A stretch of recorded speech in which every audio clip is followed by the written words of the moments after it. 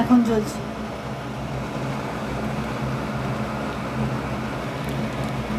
আজকে আমি সোয়াবিনের রেসিপি বানিয়ে দেখাবো।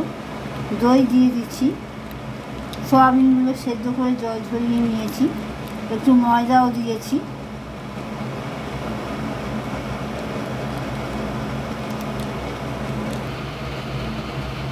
ধনে গুঁড়ো, জিরে গুঁড়ো, হলুদ, রসুন থেতো করে দিয়েছি। এগুলো সব একসঙ্গে আমি মেখে নেবো। অল্প নুনও দিয়ে দিলাম। সোয়াবিনগুলো আমি ভেজে নেব।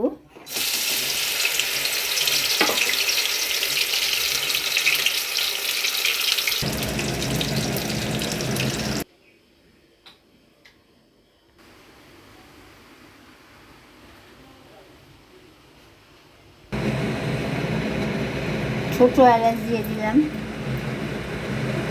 পেঁয়াজ গুঁড়ো দিয়ে দিলাম, টমেটো গুঁড়ো দিয়ে দিলাম, জিরে, ধনে, হলুদ, রসুন থেতো করে রেখেছিলাম সেটাও দিয়ে দিয়েছি।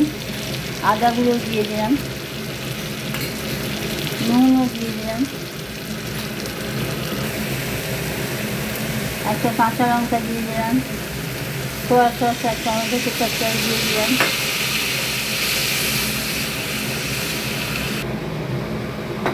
এবার সোয়াবিনগুলো দিয়ে দিলাম।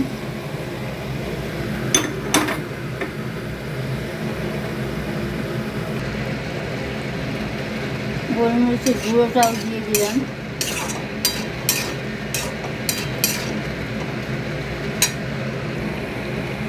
রান্নাটা আমার প্রায় হয়ে এসছে।